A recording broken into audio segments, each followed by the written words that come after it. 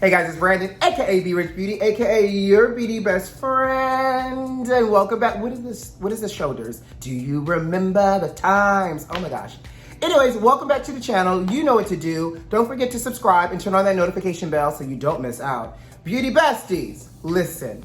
I decided we needed to go down to the basics, and when I say the basics, skincare. So I'm introducing a new topic and a new series into my channel where I'll be dropping different skincare videos so that way we can talk and make sure that we're taking care of our skin. Because at the end of the day, you can't build a good makeup if the foundation underneath is shaky and bad, okay? So, you know what to do. Grab your beverage. Let's talk. Let go.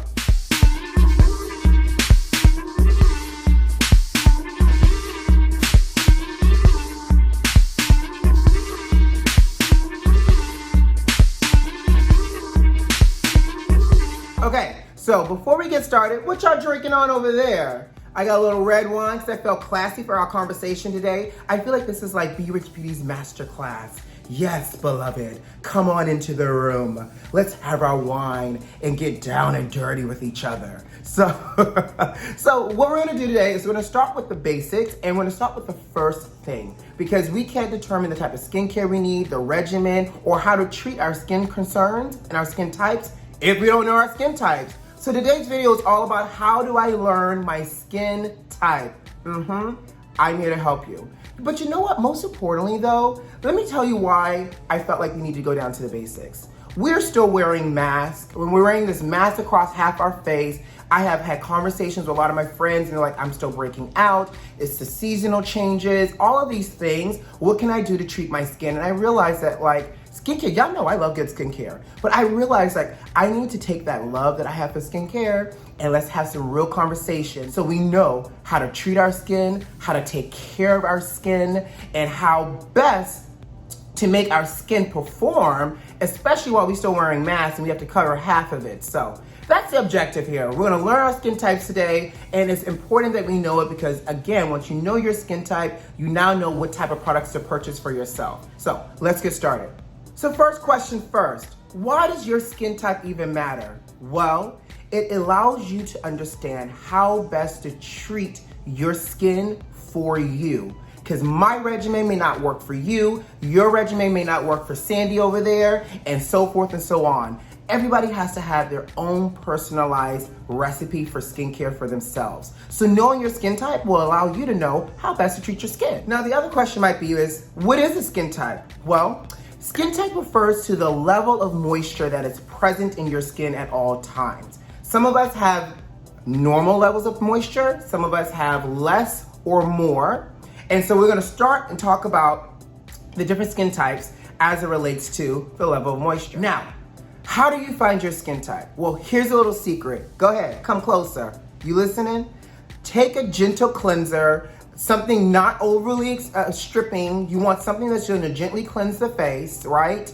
Something that's gonna be soft on the skin. So whether that is your personal favorite cleanser or something that you just pick up down to the drugstore, do not use bar soap, the same soap that you use for your elbows and knees to wash your face. That's a huge no-no, okay?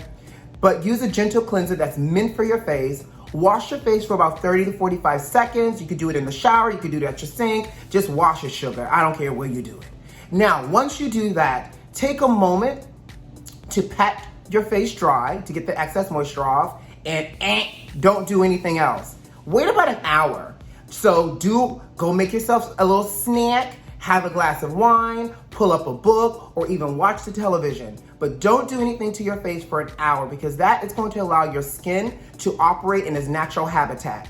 Now, once the hour passes, then you want to grab yourself a mirror, a good old-fashioned mirror. Now, whether you have a handheld mirror or the mirror on the wall, you want to get real nice and close. It's a little scary being this close, but you want to get nice and close because you want to see every single line, every single pore. And I'm gonna also give y'all a disclaimer. It's real easy to get distracted and be like, oh, I got a line right here and this right here. We're only looking to look at our texture of our skin, okay?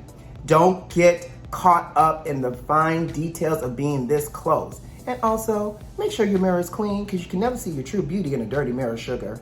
You're welcome, take a sip. Now, once you're this close and personal in the mirror with yourself, Then you want to start looking. Now, if you're this close and you see that on the forehead, it looks really, really shiny. Through the center, your face looks really, really shiny. And you look like you got a pool of oil where you can fry Big Mama's fried chicken on your forehead.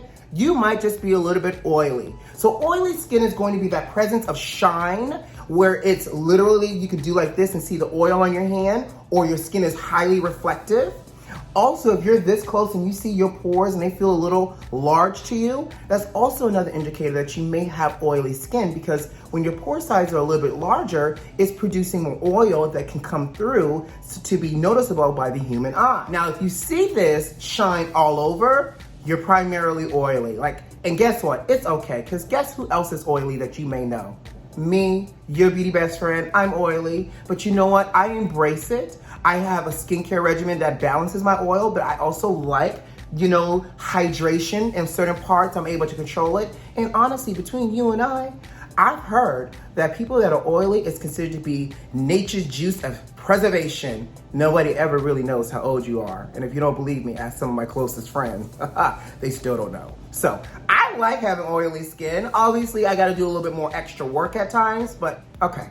Moving on. If you go to the mirror and your skin looks tight, or it feels stripped and it's uncomfortable, or if you see fine lines, we all got fine lines, but if you see, like, when you're moving your face, if you see fine lines happening, or if your pore size are really, really small, you might be dry like the Sahara Desert. And it's okay as well. That means your skin is lacking moisture and oil. And what happens at times is your skin can also look a little bit more textured because of it being dry. So if it looks tight, if it looks stripped, if it looks dull to the naked eye, if it feels a little uncomfortable, like it can crack, you're dry, unfortunately. Hey, it's me, Brandon from the future. I just finished the video, but I just thought about something. Another sign for dry skin is if you're really, really close, along with everything else I said, if the skin is also a little flaky and or peeling, that's also an indication that your skin is really, really dry. And so keep that in mind as well. All right, back to the video. And then the third skin type is if you're looking in the mirror and some places look really, really shiny and other places look really, really dry, guess what? You're a number 4 special at Popeyes. You're a combination skin. I must be hungry. Okay.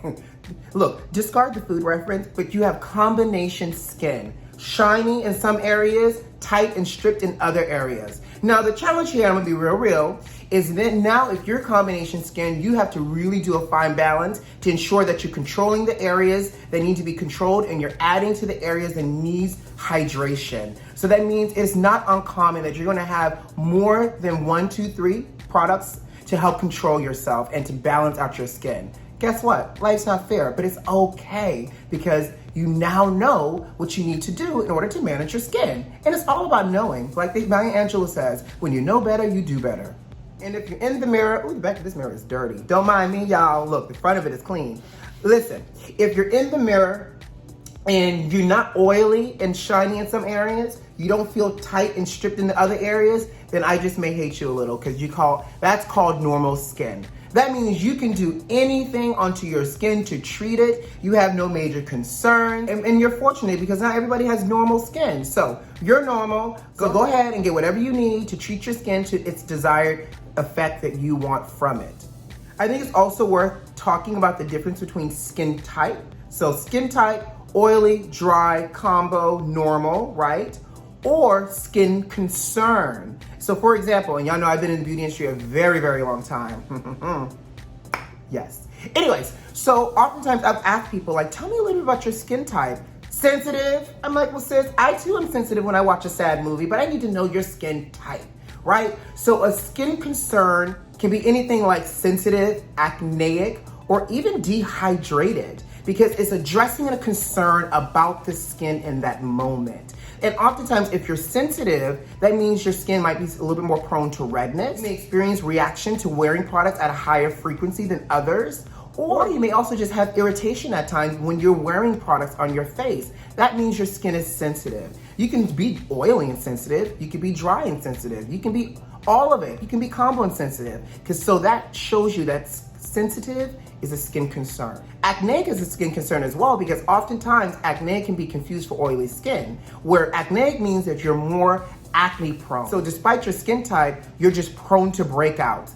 Now, don't get me wrong, oftentimes being prone to breakouts is because you may have an excess of oil and sebum production, but your acneic is more or less a concern based off of your skin reaction to things as well. And then last but not least, dehydration. Now, I'll give you a clear example of the difference between dehydration versus dry skin.